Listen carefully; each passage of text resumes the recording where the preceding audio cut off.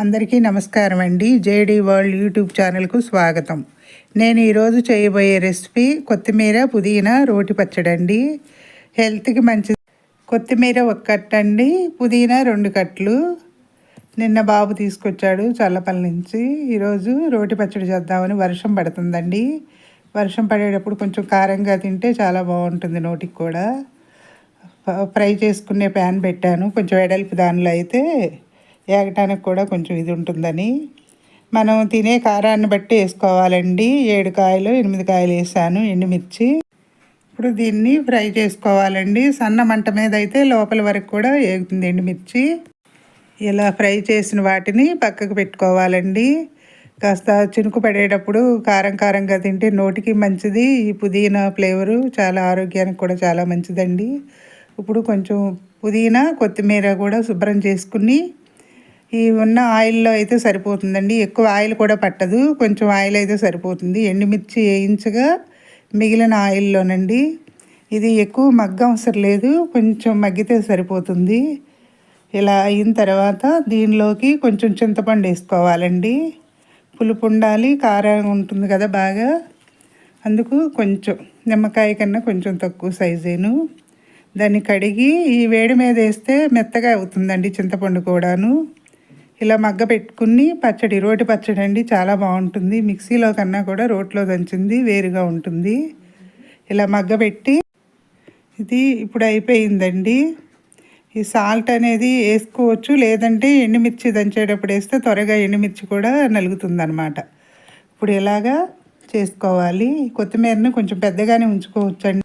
ఇప్పుడు అయిపోయింది కదా, దీన్ని పక్కన పెట్టి ఇప్పుడు ముందు ఎండుమిర్చి రోట్లో దంచుకోవాలండి. మాకు ఇది చిన్న రోలు, అరుగు మీద పెట్టి దంచుతున్నాను. వర్షం పడుతుంది బయట చేయటానికి. ముందు ఇలా దంచిన తర్వాత ఉట్టి కన్నా కూడా కొంచెం సాల్ట్ కానీ గళ్ళుప్పు కానీ వేస్తే త్వరగా నలుగుతాయండి ఎండుమిర్చి వేయించినవి. ఇలా వేసి ఇప్పుడు ఈ రోట్లో దంచాలండి. త్వరగా అయిపోతుందండి. సాల్ట్ కానీ గళ్ళుప్పు వేసినా కూడా ఎండుమిర్చి త్వరగా నలిగిపోతుంది. ఇప్పుడు దీనిలో చింతపండు వేయాలండి. కొత్తిమీరలో వేసాం కదా, వేయించేటప్పుడు ఒకసారి కలపాలండి దీన్ని. అలా తొక్క కూడా ఉండదు ఎండుమిర్చిది. ఒకసారి కలిపి మళ్ళీ దంచిన తర్వాత అప్పుడు వేయాలండి చింతపండు. నేను ఇది పగలే చేస్తున్నానండి వీడియో. ఈ పక్షుల అరుపులు, వెహికల్ శబ్దాలు, మాది రోడ్డు పక్కన హౌసేనండి. రోజు చెప్పడం అంటే కొత్త వాళ్ళు కూడా చూస్తారు కదా, అందుకని చెప్తున్నాను. ఇప్పుడు కొత్తిమీరలో మగ్గబెట్టిన చింతపండు కూడా వేసుకుని నూరుకోవాలండి. దీన్ని ఇలా మెత్తగా నూరుకోవాలండి. చింతపండు నలిగిన తర్వాత ఈ మగ్గబెట్టిన కొత్తిమీర పుదీనా కూడా నోటికి ఎంతో రుచిగా ఉంటుందండి, కమ్మగా. ఇది కాస్త వేడివేడి అన్నంలో నెయ్యి వేసుకుని తింటే చాలా బాగుంటుందండి. ఈ కొత్తిమీర పుదీనా రోటి పచ్చడి రైస్లోకి ఇప్పుడు మగ్గబెట్టింది కొత్తిమీర పుదీనా కూడా వేసుకుని దంచుకోవాలి. దిబ్బ రొట్టెలో కూడా చాలా బాగుంటుందండి ఈ రోటి పచ్చడి అనేది. ఇప్పుడు ఇలా ఇంకొకసారి కలిపి ఇది బెల్లం ముక్క వేసుకోవాలండి ఈ పచ్చడికి. కొంచెం బెల్లము, 2 వెల్లుల్లి రేకులు, కొంచెం జీలకర్ర వేస్తే టేస్ట్ చాలా బాగుంటుందండి. ఇలా అయిపోయిన తర్వాత కాస్త జీలకర్ర కూడా వేసాను. అయిపోయిందండి కొత్తిమీర పుదీనా రోటి పచ్చడి. సబ్స్క్రైబర్స్ పెరగటం లేదండి, సబ్స్క్రైబ్ చేయండి. మరిన్ని వీడియోస్ చేస్తాను. కొత్త వారికి కూడా అవకాశాలు ఇవ్వాలి కదండి. వీడియోస్ అయితే చూస్తున్నారు కానీ సబ్స్క్రైబ్ చేయట్లేదండి. లైక్స్ చేయండి మరిన్ని వీడియోస్ చేయటానికి. నాకు కూడా ఇంట్రెస్ట్. ఈ వీడియో చూశాక సబ్స్క్రైబ్ చేయకపోతే సబ్స్క్రైబ్ చేయండి, లైక్స్ చేయండి. మరిన్ని వీడియోస్ చేస్తాను.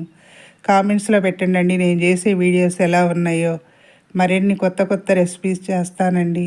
మీకు నచ్చిన రెసిపీ అయినా కూడా కామెంట్స్లో పెట్టండి, చేస్తాను. అయిపోయిందండి కొత్తిమీర పుదీనా రోటి పచ్చడి తయారీ. ఇంకా మరిన్ని కుకింగ్ అంటే నాకు చాలా ఇంట్రెస్ట్ అండి, అందుకే ఇలా కుకింగ్ రెసిపీస్ చేస్తున్నాను. అయిపోయిందండి కొత్తిమీర పుదీనా రోటి పచ్చడి. నచ్చితే లైక్ చేయండి, షేర్ చేయండి, సబ్స్క్రైబ్ చేయండి. మీ లక్ష్మీ కుమారి.